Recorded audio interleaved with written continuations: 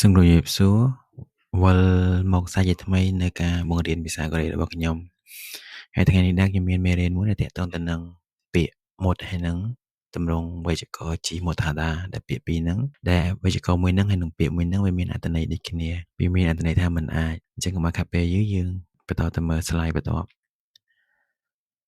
អញ្ចឹងមុននឹងចូលទៅដល់មេរៀនដែលត្រូវរៀនហ្នឹងខ្ញុំសូមបង្ហាញពីមេរៀនថ្ងៃ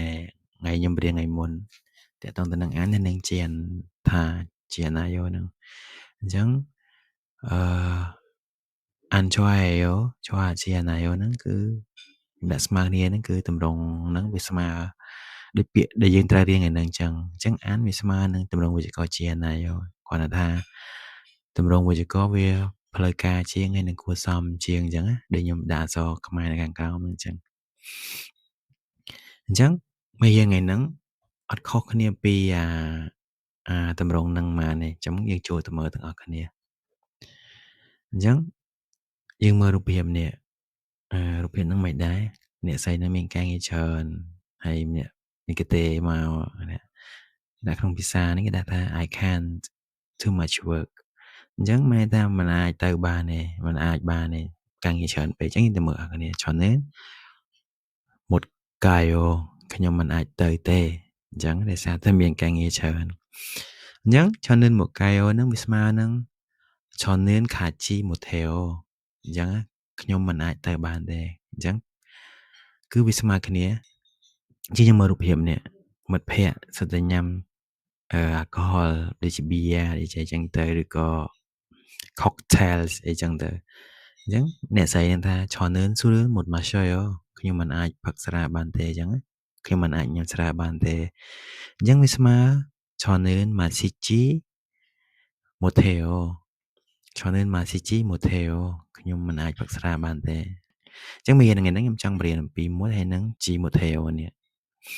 អូខេអញ្ចឹងមុតហើយនឹងជីមួយថេអូហ្នឹងយើងប្រើតែជាមួយគេអាសាប់ទេអញ្ចឹងបើយើងប្រើមុតយើងដាក់ខាងមុខគេអាសាប់តែបើយើងប្រើជីមុតថាដាយើងដាក់ខាងក្រោយគេអាសាប់ប្រភេទថាមិនអាចគេអាសាប់អញ្ចឹងកេឡៃហ្នឹងគឺគេអាសាប់ជំនួយពាក្យគេអាសាប់អូខេអញ្ចឹងយើងមើលមុតនិងជីមុតថាដាប្រើជាមួយគេអាសាប់ប៉ុណ្ណោះហើយប្រើនៅពេលដែលយើងចង់ធ្វើប៉ុន្តែมันអាចធ្វើបានដោយសារតែមានហេតុផលមួយចំនួនដូចជាมันមានពេលមិនចេះឬឈឺក៏ហេតុផលអ្វីមួយផ្សេងយើងចង់ធ្វើវាប៉ុន្តែយើងមិនអាចធ្វើបានដោយសារហេតុផលអញ្ចេះឬក៏អញ្ចោះអញ្ចឹងទៅហើយជីមុតថាដានឹងវាមានន័យផ្លូវការជាងមុតអញ្ចឹងណាទៅមើលរូបភាពនេះអ្នកនឹងជាអ្នកហែលទឹកប៉ុន្តែដៃគាត់ឈឺអញ្ចឹងសួរតែគាត់ហែលទឹកកើតអត់អញ្ចឹងមិនគាត់អត់ចង់ហែលទឹកគាត់ចង់ប៉ុន្តែដោយសារតែដៃហែលគាត់ឈឺអញ្ចឹងគាត់មិនអាចហែលទឹកបានអញ្ចឹងយើងទៅមើលឆនឿនស៊ឺយ៉ាងងឺមួយថេអូឬក៏ឆនឿនស៊ឺយ៉ាងងឺហាជីមួយថេអូខ្ញុំមិនអាចហែលទឹកបានទេអញ្ចឹងហេតុផលគាត់មិនអាចហែលទឹកបានដោយសារគាត់ឈឺដៃអញ្ចឹងដូចខ្ញុំលើកក្នុងការឲ្យនិយមន័យខាងលើនឹងអញ្ចឹងសរុបមកគឺមុតហើយនឹងជីមុតថាដាហ្នឹងគឺប្រើជាមួយគេអាសាប់មានន័យថាមិនអាចហើយបើយើងប្រើមុតយើងដាក់ខាងមុខគេអាសាប់ទៅតែបើយើងប្រើជីមុតថាដាយើងដាក់ខាងក្រោយគេអាសាប់លុបថាចោលដាក់ជីមុតថេអូតែម្ដងអញ្ចឹងយើងប្រៀបធៀបមុតហើយនឹងអានបើប្រែថាមិនអានកាយោមិនទៅអញ្ចឹងយើងមើលរូបភាពនេះម្នាក់ហ្នឹងមិនទៅគឺដោយសារគាត់ជំរឿនមិនមែនថាគាត់មិនអាចទៅបានគឺគាត់មិនទៅតែម្ដងដោយសារតែគាត់មិនចង់ទៅរៀមមកកាយោនេះមិនមែនគាត់មិនចង់ទៅគាត់ទៅអត់កើតដោយសារតែជើងគាត់ល្បួនក៏ហេតុផលផ្សេងអញ្ចឹងទៅអញ្ចឹងយើងប្រើអានគឺយើងដាច់ខាតមិនមែនថាយើងអត់មិនអាចទៅបានយើងទៅបានតែយើងមិនទៅគឺយើងជ្រើសយកមិនទៅអញ្ចឹងរីឯមុតនេះបើយើងចង់ទៅប៉ុន្តែយើងមិនអាចទៅបានដោយសារយើងមានបញ្ហាអូខេអញ្ចឹងយើងប្រៀបធៀបវាអាននៃមុតខុសគ្នាត្រង់ហ្នឹងអញ្ចឹងយើងទៅមើលការ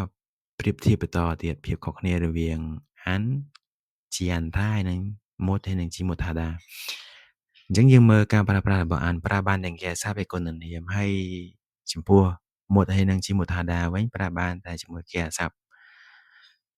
ហើយជាធម្មតាមិនប្រើជាមួយគុណនាមទេអញ្ចឹងយើងទៅមើលឧទាហរណ៍ទាំងអស់គ្នា ឧទាហរណ៍ថាហាក់ KOA អានហ្គាយខ្ញុំមិនទៅសាលាទេអញ្ចឹងជំរឿរបស់គាត់គឺគាត់មិនទៅសាលាទោះជាត្រូវទៅកើតឬក៏ឡើងម៉េចគាត់មិនទៅអញ្ចឹងណាអញ្ចឹងប្រើជាមួយគេអាសាប់កន្លែងហ្នឹងហើយប្រើជាមួយគុណនាម Nashika and Chwayo អញ្ចឹងប្រើជាមួយ Chwayo នេះជាគុណនាមមកបែរថាល្អអញ្ចឹងអាកាសធាតុមិនល្អអញ្ចឹងយើងប្រើបានទាំងគេអាសាប់បានទាំងគុណនាមចុះមុតហើយនឹងជីមុតថាដាវិញHQA មកកាយខ្ញុំមិនអាចទៅសាលារៀនបានទេចង់ទៅតែមិនអាចទៅបានដោយសារហេតុផលអ្វីមួយឡានខូចឬក៏ឈឺជើងឬក៏ល្មិចចឹងទៅឈឺ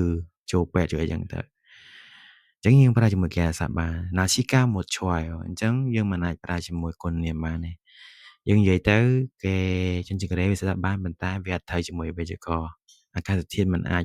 ល្អទេនិយាយទៅស្ដាប់បានតែវាអត់ត្រូវអញ្ចឹងយើងមើលទៅមើលការប្រៀបធៀបទី2មានសមត្ថភាពនិងជំរឿតែមិនធ្វើมันមានសមត្ថភាពក្នុងការធ្វើដែលហេតុផលផ្សេងៗអញ្ចឹងយើងទៅមើលទាំងអស់គ្នាឆនឿនអូនឆនឿនអានេះខ្ញុំមិនបើកបរទេគាត់ចេះបើកបរហើយគាត់មានបានបើកបរអញ្ចឹងប៉ុន្តែគាត់មិនចង់បើកបរអញ្ចឹងណារីឯអូនចន់នៅឆនឿនអូនចន់នៅម៉ូថេអូវិញខ្ញុំមិនអាចបើកបរទេដោយសារតែហេតុផលគាត់គ្មានបានបើកបរឬគាត់មិនចេះបើកបរឬគាត់ឈឺអញ្ចឹងទៅអូខេអញ្ចឹងសរុបមកអានហើយនឹងមុតហើយនឹងអានក៏គ្នាត្រង់ហ្នឹងរីឯអានេះគ្រាន់តែជាតម្រងយើងប្រើទៅជារៀងផ្លូវការអូខេអញ្ចឹងយើងបន្តទៀតអូខេអញ្ចឹងមេរៀនថ្ងៃហ្នឹងគឺចប់ត្រឹមប៉ុណ្្នឹងឯងហើយសូមអរគុណបើមានចម្ងល់អាចសួរក្នុង comment បានហើយជួបគ្នានៅវីដេអូបន្តអំពីទម្រង់បដិសេធដូចគ្នាតែលើកនេះវាជាលក្ខណៈពាក្យបដិសេធតែម្ដងអូខេអញ្ញង KCO